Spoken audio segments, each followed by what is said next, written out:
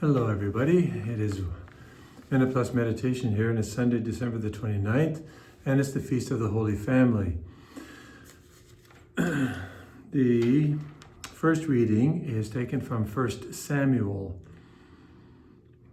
In due time, Hannah conceived and bore a son. She named him Samuel, for she said, I have asked him of the Lord. So this is another barren woman who could not conceive, prayed diligently, and in the right time, in this case, God allowed her to conceive. And she promised that she would hand him over to the Lord after the weaning period, which I think was 2 to 3 years in those days, and that she would, in effect, give him over to the service of God. And the payoff was huge, because this was one of the greatest of the prophets of Israel, Samuel. Samuel is her child. So when she had weaned him, she took him up with her, along with a 3-year-old bull, a measure of flour, and a skin of wine. She brought him to the house of the Lord at Shiloh, and the child was young. And so basically she hands him over to the Lord. And she's faithful to her promise. And is this not what a mother and father do today? In a different way, but in a way it's more elevated. When they present their child for baptism, they are swearing an oath that they will raise this child in the practice of the faith, and that they're allowing their child to be consecrated to the Lord, to be in effect purchased back through the power of baptism, which is really purchased at the cost of Jesus' own blood, and that they are going to raise this child in the practice of the faith so that they can take their rightful place as an heir to the kingdom of heaven.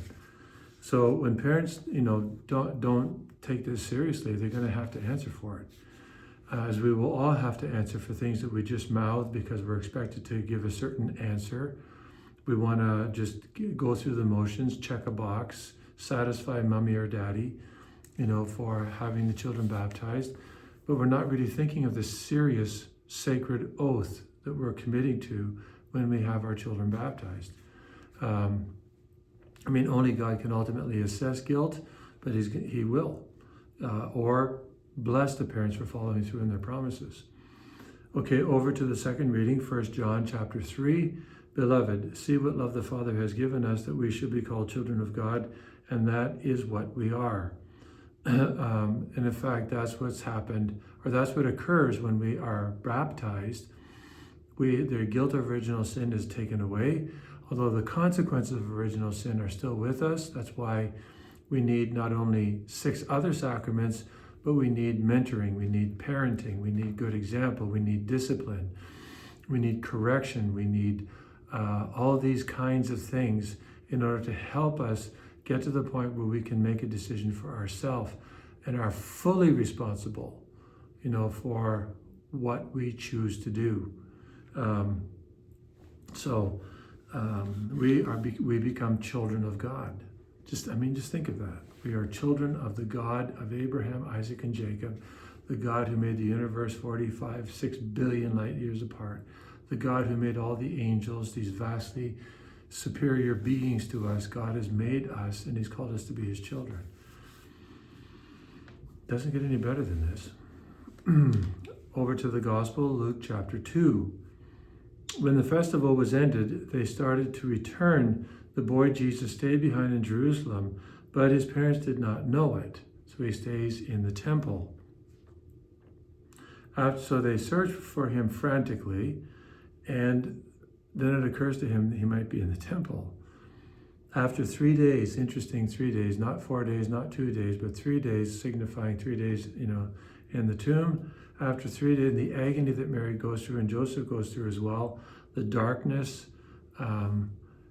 that they would have experienced, the absence of Jesus would have been terrible. After 3 days, they found him in the temple sitting among the teachers, and it's like, he says, basically, why were you searching for me? Did you not know that I must be in my Father's house? Why were you searching for me? So he asks the question not as a smart aleck, which some silly teacher or priest might indicate, but he sincerely, why did you search for me? Didn't you realize that I would be here teaching in my Father's house? They did not understand what he said to them. But however, this again is captured by Luke, which obviously Mary conveyed this to Luke. Then he went down with them to Nazareth and was obedient to them. I just, again, just sit with that. Just sit with that for a while. That he was obedient to them. He's not just a child. He is the God-man. He is the second person of the Blessed Trinity with a human nature, united to human nature. And he goes down to Jerusalem and he was obedient to them. He was obedient to his own creatures. Would you be obedient to a dog? Think about that. If the dog was given powers that you and I have, would you be obedient to a dog because you love them so much and they were going astray and you wanted to save them? Would you be obedient to a dog? It's not to say we're dogs, but I mean, just we are so vastly inferior in being to the Son of God. We are created, he's uncreated, and he was obedient to them.